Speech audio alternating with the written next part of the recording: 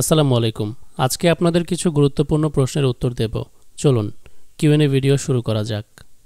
Funny everyday লিখেছেন, আপনি কি কোনো ওস্তাদ বা কাউকে ফলো করে এসেছেন এই অবধি, নাকি একাই? ওস্তাদ বলতে গেলে নির্দিষ্টভাবে কেউ ছিল না। কারো কাছ থেকে জেনেছি কিনা সে ব্যাপারে বলতে গেলে তাদের কাউকে আমি দেখেছি, আবার কিছু মানুষকে দেখিনি। যেমন ফারহান খান হয়তো পাকিস্তান বা মধ্যপ্রাচ্যের কোনো দেশের বাসিন্দা হয়ে থাকবেন। তারা নিজেদেরকে গোপন রেখে ডকুমেন্টারি ভিডিও প্রকাশ করেছিল। তার একটি খুব ভালো ডকুমেন্টারি রয়েছে যা ইউটিউবে খুঁজে পাওয়া একটু কষ্টকর। Merciful servant, American scholar Hamza Yusuf.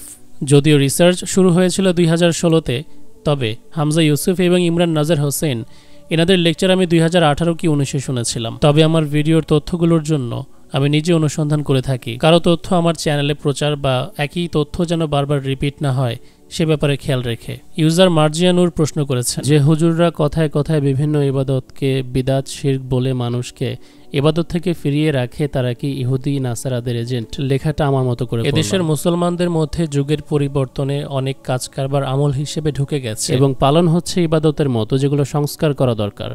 এ বিষয়ে আহলুল হাদিস ঘরানার বা সালাফিস্টরা বেশিরভাগ লেকচার বা বক্তব্য দিয়ে থাকেন, কারণ তাদের ফিরকা আকিদা পরিশুদ্ধতার উপর বেস করে তৈরি। তবে আমাদেরকে ধর্মীয় বিষয়ে হঠাৎ কোনো কিছু পরিত্যাগ করতে বলা হলে তা সহজে মেনে নেওয়া কষ্টকর হয়, যেহেতু জেনারেশনের পর জেনারেশন চলে আসা বিষয় থাকে। তবে কিছু আলেম এ বিষয়ে বাড়াবাড়ি করে। বিদআতিকে তাকফির করা হতে শুরু করে তাকে ব্যক্তিগতভাবে আক্রমণ করা, এবং সেই কাজ যেটা হয়তো আমল নয় কিন্তু সেটিকে হারাম ঘোষণা করা। সৌদির ওয়াহাবি পরিবারকে যারা অনুসরণ করে তারা আবার বিদআত দূর করার নামে পার্থক্য তৈরি করে মুসলিমদের মাঝে, যেটা ইহুদিদের মিশন।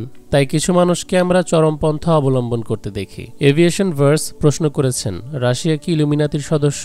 1800 শতকে আমেরিকান ফ্রিমেসন অ্যালবার্ট পাইক শয়তানের পরিকল্পনা লিপিবদ্ধ করে নোট পাঠিয়েছিল একজনকে, যেখানে লেখা ছিল প্রথম, দ্বিতীয়, তৃতীয় বিশ্বযুদ্ধের কথা, যেখানে সোভিয়েতের কথা উল্লেখ করা ছিল।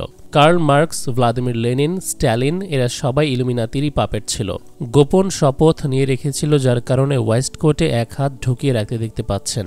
সোভিয়েত ইউনিয়নের ফাউন্ডিং ফাদার জোসেফ স্ট্যালিন 2011 সনের রিপোর্ট অনুযায়ী 6 থেকে 9 মিলিয়ন মানুষ হত্যা করেছে, যেটা দাজ্জালের ডিপপুলেশন এজেন্ডার কিছুটা বাস্তবায়ন। আমেরিকা এবং রাশিয়া ভদ্রবেশী শয়তান এই দুটি দেশ, এরাই দায়ী মিডল ইস্টের মুসলিম দেশগুলো তছনছ হওয়ার পেছনে। এরা বিশ্বের কাছে দেখায় যে এরা একে অপরের শত্রু, কিন্তু মাঝে মাঝে আবার অবাক হবেন এদের বন্ধুত্বপূর্ণ আচরণ দেখে। তো তাদের শীতল যুদ্ধ এটা পুরোপুরি লোক দেখানো একটা খেলা। প্রথমে ক্ষমতা হাতে নেওয়ার জন্য এই দুটি দল মধ্যপ্রাচ্যের কোনো একটা দেশে ঢোকে, সে দেশে প্রক্সি তৈরি করে, দুই দলের মধ্যে মারামারি সৃষ্টি করে, মুসলিমরা মরে আর এরা মাঝখান থেকে ফায়দা তুলে নেয়। ইয়ামানের পরে এখন সবচেয়ে বড় উদাহরণ সিরিয়া।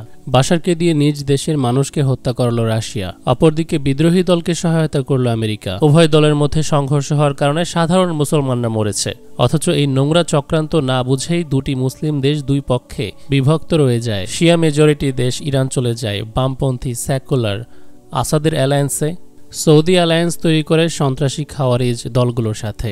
মুসলিম দেশগুলো এটা কেন বুঝতে পারছে না যে এখন মুসলিমদের জন্য একটি সুপার পাওয়ার তৈরি করা উচিত মিডল ইস্টে, যেন এই দুটি অশুভ শক্তি রাশিয়া এবং আমেরিকাকে লাথি মেরে বের করতে পারে মিডল ইস্ট থেকে। সেটা করবে তা না নিজেদের মধ্যে সামান্য কিছু পার্থক্যের জন্য নিজেরাই নিজেদেরকে মারছে। গাধার মতো দেখেন এখনো দুইটি দেশ পক্ষপাতিত্ব নিয়ে, একজন ধরে আছে জোলানিকে, আরেকজন সমর্থন করছে জোলানির বিপক্ষে অস্ত্র হাতে নিয়ে আরেকটি বিদ্রোহী দলকে। রাশিয়া আমেরিকার মতো যদি তারাও প্রক্সি যুদ্ধে লিপ্ত থাকে তাহলে এতে দুর্ভোগ সাধারণ মুসলমানেরই, আর ফায়দা জায়নবাদ ইসরায়েলের।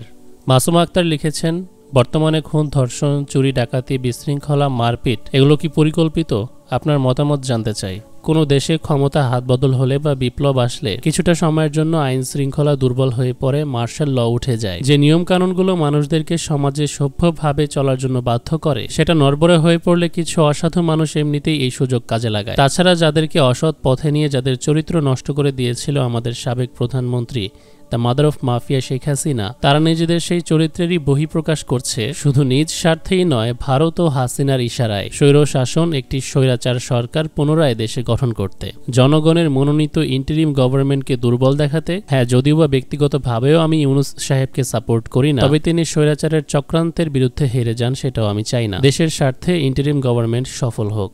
রমিজউদ্দিন লিখেছেন, আমাদের ভারত একটি ধর্মনিরপেক্ষ রাষ্ট্র, ধর্মনিরপেক্ষ প্রজাতন্ত্রী রাষ্ট্র নিঃসন্দেহে একটি শয়তানের আদর্শ দ্বারা সৃষ্ট। আমাদের স্কুল শুরুর আগে ছোট ছেলেমেয়েরা একসাথে যে প্রার্থনা করে থাকে তার একটি অংশ হল জহি আল্লাহ ওহি রাম, পতিত পাবানো সীতারাম, নাউজুবিল্লাহ। এসব প্রার্থনা নাকি শিশুদের মনে ধর্মীয় বিভেদ দূর করে ভ্রাতৃত্ববোধ সৃষ্টি করবে। সত্যি কথা বলতে গেলে এমনটা হয় কিনা আমি জানি না, যেহেতু আমি ভারতের বাসিন্দা নই। বাচ্চাদেরকে দিয়ে যদি সত্যি এটা বলানো হয় যে যেটা আল্লাহ সেটাই রাম, এরকম কুফরি কথা কখনোই আপনার বাচ্চাকে দিয়ে বলাবেন না। যে স্কুলে এমনটা করা হবে সেই স্কুল পরিবর্তন করুন, অথবা যদি সেখানেই পড়াতে হয় তাহলে আপনার বাচ্চাকে শিখিয়ে দিন এমনটা যেন না বলে। অন্য ধর্মাবলম্বীরা বললে বলুক, আপনার ছেলে মেয়ে যেন এটা থেকে বিরত থাকে। ব্ল্যাক 168 লিখেছেন, বাংলাদেশের বর্তমান পরিস্থিতিতে আমাদের অর্থাৎ সাধারণ মুসলমানদের অবস্থান ও ভূমিকা কেমন হওয়া উচিত? একজন সাধারণ মুসলমানের চেষ্টা থাকবে দেশের সংবিধানে কোরআনের আইন কিভাবে আনা যায় সেই চেষ্টায় থাকা, তাতে কন্ট্রিবিউট করা। এই প্রচেষ্টায় দল কয়েকটা রয়েছে, জামাতে ইসলাম, চরমোনাই। ব্যক্তিগতভাবেও যদি আপনি তাদেরকে অপছন্দ করে থাকেন, আকীদাগত দিক থেকে পার্থক্য থাকে, তবুও আপনার উচিত হবে প্রায়োরিটির টপ লিস্টে এরকম দলকেই রাখা, এরকম দলকে ভোট দেয়া যে অন্তত কোরআনের আইন দেশে প্রতিষ্ঠা করতে চায়।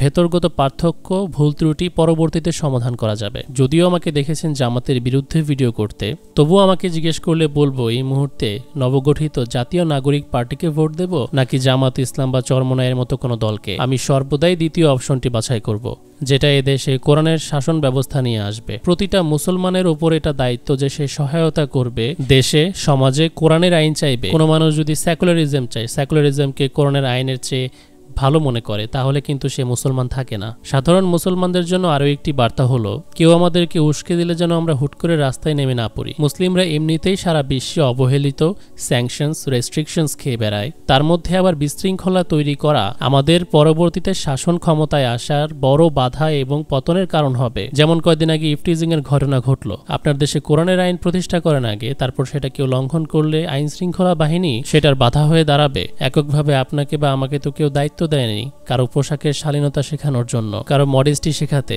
শাহবাগীদেরকে সোজা করতে হলে দেশে আগে শরিয়া আইন দরকার, তারপর দেখা যাবে। একজন লিখেছেন যে জামাত ইসলাম নিয়ে কিছু বলেন। বর্তমানে জামাতি ট্যাগ খাওয়া কিন্তু গর্বের একটা ব্যাপার হয়ে দাঁড়িয়েছে।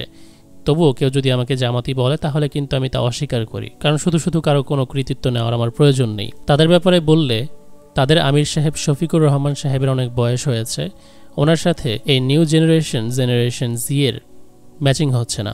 বাংলাদেশের মানুষ জামাত ইসলামকে চায়, সেক্ষেত্রে খ্যাতি হারানোর ব্যাপারে খুব সতর্ক থাকতে হবে। অভি খান লিখেছেন, ভাইজান আপনি জানাবেন যে ইরান কি মুসলিম উম্মার জন্য আমেরিকার বিরোধিতা করে নাকি মধ্যপ্রাচ্যে ক্ষমতা প্রতিষ্ঠা করার জন্য? দুইটাই, কারণ দুইটারই প্রয়োজন।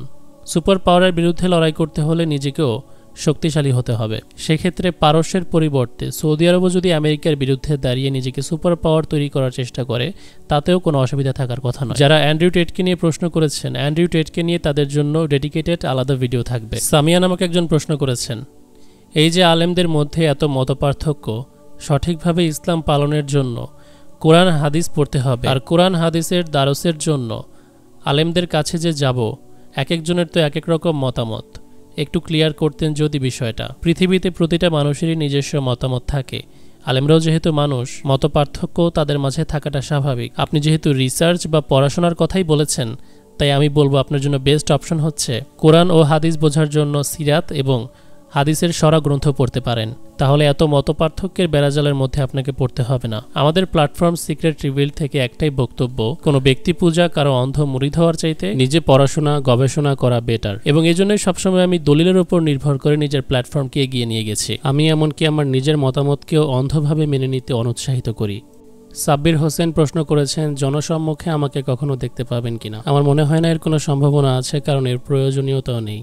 রাব্বির হোসেন লিখেছেন, আপনি বললেন 1 থেকে 10 পর্যন্ত লেখালেখি করে জাদু করা যায়, তাহলে কি সহজভাবে আমাদের শেখাচ্ছেন যে আমরা কিভাবে শুরু করব? আপনি 1 থেকে 10 পর্যন্ত সারাদিন লেখেন না, তাতে কোনো লাভ হবে না। জাদুবিদ্যা এত সহজ কাজ না যেটা নিউমেরোলজি না জানলে আপনি পারবেন। ইমাম গাজ্জালি নিজেও বলেছেন নিউমেরোলজি জাদুবিদ্যায় ব্যবহার হয়, তার মানে কি তিনিও শিখিয়েছেন মানুষদেরকে যে নিউমেরোলজি ব্যবহার করো জাদু করার জন্য? আমাদের সমাজে এখনও জাদুবিদ্যার চর্চা আছে, আর মানুষ নিজে যখন জাদুবিদ্যার শিকার হয়, কোনো চিরকুট খুঁজে পেলে সেক্ষেত্রে তাতে কি লেখা আছে তা নিয়ে কৌতূহল থাকে যে ওই নোটে লেখা জিনিসগুলো কোনো জাদুবিদ্যা কিনা। এ ব্যাপারে মানুষ আমাদের কাছে বারবার প্রশ্ন করে। অমিত তালুকদার প্রশ্ন করেছেন, ইলুমিনাতি হলেই কেন সেলিব্রিটিরা বিখ্যাত হয়? কারণ মিডিয়া তো তাদের হাতেই, তারা আপনাকে প্রচার করবে, পুশ করবে। একটু সহজ করে বোঝাই, রেসলিং খেলা সম্পর্কে যাদের ধারণা আছে তারা জানে যেহেতু রেসলিং খেলা পুরোটা অ্যাক্টিং বা সাজানো নাটক, কোন রেসলারকে পুশ দেবে বা উপরে তুলবে সেটা কোম্পানির মালিকের উপর নির্ভর করে। আপনাকে ভালো একটা ফ্লোর দেয়া হবে, তারপর পাপারাজিসকে কাজে লাগাবে, ফটোগ্রাফারদের, নিউজ মিডিয়া, যত রকম ভাবে আপনাকে প্রচার করা যায়। আচ্ছা, প্রথম ব্যক্তির এটা হয়তো দ্বিতীয় প্রশ্ন। আমার সাথে একজনের কথা হয়েছিল, সে বলল নামাজ রোজা শুধুমাত্র সমাজের শান্তির জন্য, এবং আরও বলল শয়তানের কোনো দোষ নাই।